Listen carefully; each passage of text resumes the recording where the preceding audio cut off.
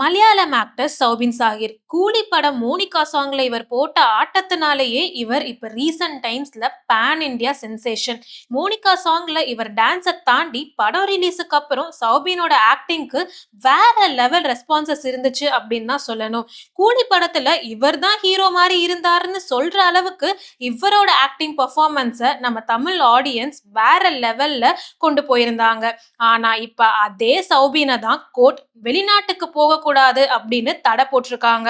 2024 release ஆன Manjummel boys படத்துல சௌபின் நடிச்சது மட்டும் இல்லாம அவரும் ஒன் ஆஃப் த ப்ரொடியூசரா இருந்தாரு. அந்த படம் blockbuster box office hit அடிச்சிருந்தாலும் சௌபின் ஒருத்தர்கிட்ட 7 கோடி ரூபாய் வந்து கடன் வாங்கியிருக்காரு.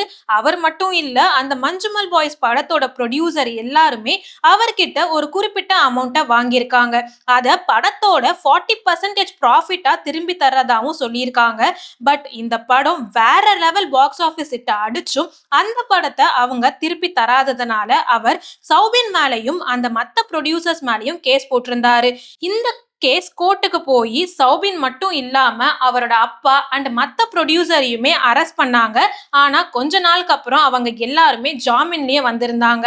அப்பத்துல இருந்தே சௌபின் வெளிநாட்டுக்கு போகணும் அப்படின்னா அதுக்கு பல கண்டிஷன்ஸ் போட்டிருந்தாங்க கோர்ட். இப்ப ரீசன்ட் டைம்ல சௌபின் பேன் இந்தியா சென்சேஷனா மாறி இருந்தாலும் இப்ப அவர் துபாயில நடக்கக்கூடிய ஒரு அவார்ட் ஃபங்க்ஷனுக்காக வெளிநாட்டுக்கு போகணும் அப்படின்னு கோர்ட் கிட்ட பெர்மிஷன் கேட்டப்ப இல்ல, நீங்க துபாயெல்லாம் போக கூடாது, ஏன்னா அவர் மேல இருக்கக்கூடிய அந்த கேஸ்ல முக்கியமான ஒரு நபர் துபாயில தான் இருக்காரு. இவர் துபாய்க்கு போனா அந்த நபர் கூட வந்து இவர் கான்டாக்ட் வச்சு இந்த கேஸ் வேற விதமா திரும்புறதுக்கு அதிகப்படியான வாய்ப்பு இருக்கு அப்படின்னு கோர்ட் வந்து இப்ப சௌபினை வெளிநாட்டுக்கு போக கூடாது அப்படின்னு தடை விதிச்சிருக்காங்க. நீங்க சௌபினோட இந்த கேஸ பத்தி என்ன நினைக்கிறீங்க அப்படின்றத கமெண்ட் பாக்ஸ்ல கமெண்ட் பண்ணுங்க.